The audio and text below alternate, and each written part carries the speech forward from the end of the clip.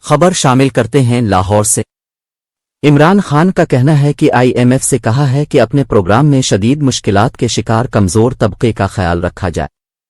تفصیلات کے مطابق جمعہ کو آئی ایم ایف کے وفد سے ملاقات کے بعد تحریک انصاف کے سربراہ عمران خان نے کہا ہے کہ ہمارے 10,000 کارکنان جیل میں ہیں، پوری لیڈرشپ پر کریک ڈاؤن ہے۔ اس کے باوجود آئی ایم ایف معاہدے کی حمایت کی تاکہ ملک کو نقصان نہ ہو، جبکہ ہمارے دور میں جب فی ٹف میں بلیک لسٹ ہونے کا خدشہ تھا تو پی ڈی ایم کی جماعتیں اپنی کرپشن بچانے کے لیے این آر او مانگ رہی تھیں۔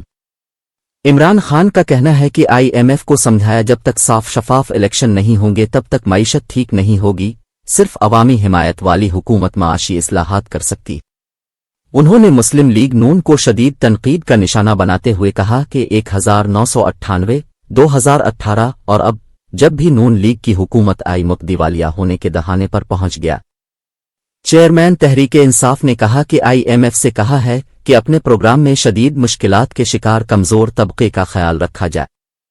نچلے طبقے کے لیے ہم نے جو سبسڈی پلان بنایا تھا، اس پلان کے مطابق نچلے طبقے کے لیے پیٹرولیم مصنوعات سستی کی جائیں، نچلے طبقے کو سبسڈی ملنی چاہیے جبکہ جو امیر ہے وہ پیٹرولیم مصنوعات کی پوری قیمت ادا کرے۔